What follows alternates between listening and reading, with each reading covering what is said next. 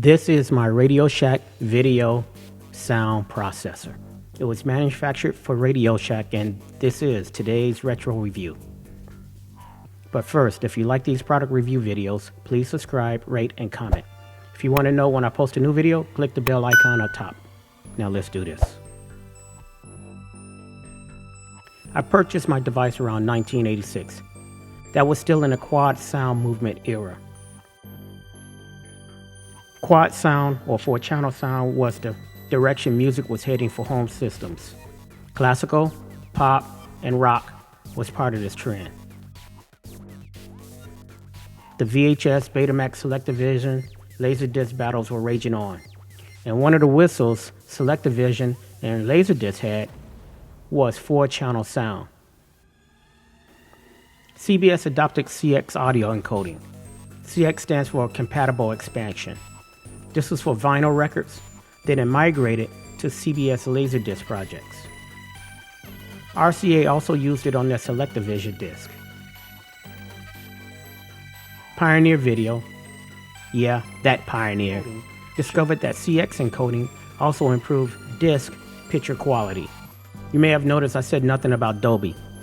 That's because Dolby Type A sound was for professional use only. Dolby B was for the home systems. George Lucas is part of this legacy of theater sound, but that's another story, and enough down this rabbit hole. Because I'm an audiovisual person, I know that today's movies must have larger-than-life sound. For full immersion into the story, it is best that the sound surrounds you. But at $90, I can afford this device. Yes, it did create simulated stereo from binaural sources. Yes, it did reduce or eliminate tape hiss, but it also decoded four-channel sound, and that's what I wanted it for. Construction. The Radio Shack video sound processor used DNR, or dynamic noise reduction, which is a variation of the DBX format. DNR was developed by the National Semiconductor Corporation. Okay, going through a roundup of the circuits that's in this machine. We got the MN3006, which is some type of time delay circuit.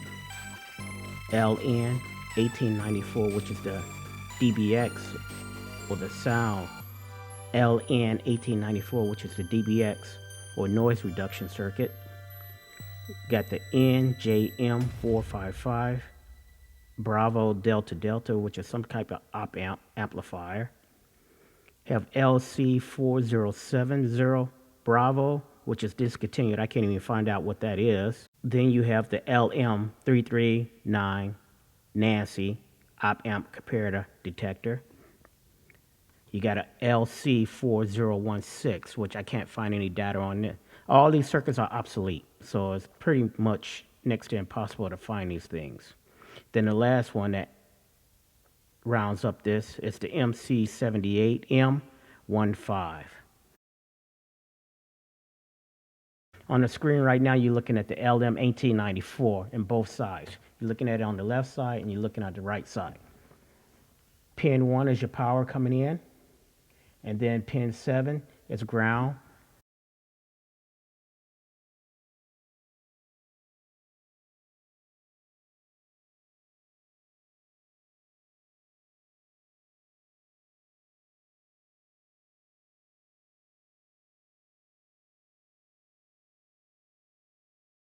Now this side here, over here, this is directly out of the sound processor. You've got two NPN transistors here, Q1, Q2, going through some kind of capacitor, and that's going out to resistance out to ground. And basically, a transistor is basically a switch. And the way you control this switch is right here through the base of the switch. And that's in both sections, needle self, left, right, or right, left, how you want to. I don't know what the configuration is unless I'm moving. I can't because I'm recording right now. So you have that, and like I told you, number 7 is ground. Where is this going? Capacitor, but it's still going to ground. So you have that. This switch here, C21, that's some kind of rheostat. And if you look at the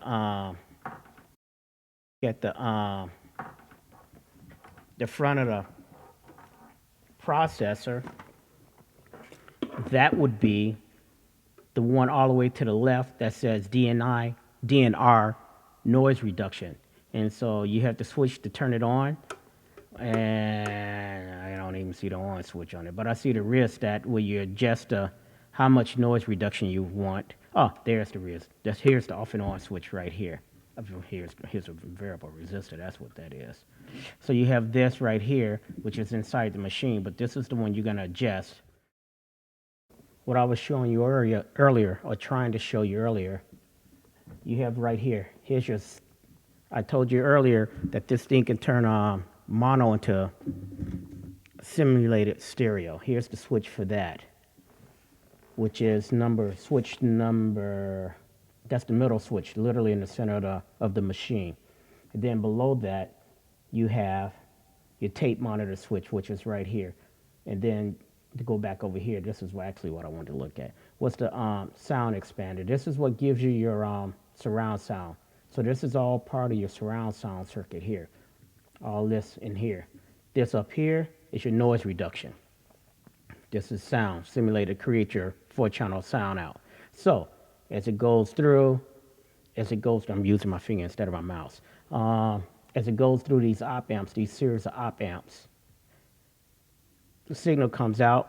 So you got one for left, you got one for right, and then it goes through, then it comes down, and this is the main out. This would go to your main amplifier, your front channel, and then this will go to your rear channels out. So you got left and right right here.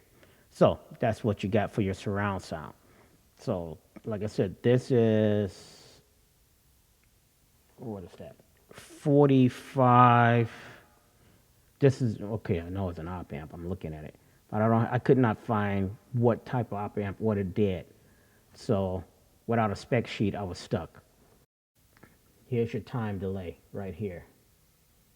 You got a set of 4 exclusive OR gates here. And this is all dealing with your time delay on your stereo expander. And that is the second rotatable knob. That's on the right hand of the processor. So there you have it, a retro review of my Radio Shack sound processor. Wow, I haven't looked at electronics in the last couple of years. I need a refresher course. Anyway, if you like this product review video, please subscribe, rate, and comment. If you want to know when I post a new video, click the bell icon up top. Have a nice day. See you next time.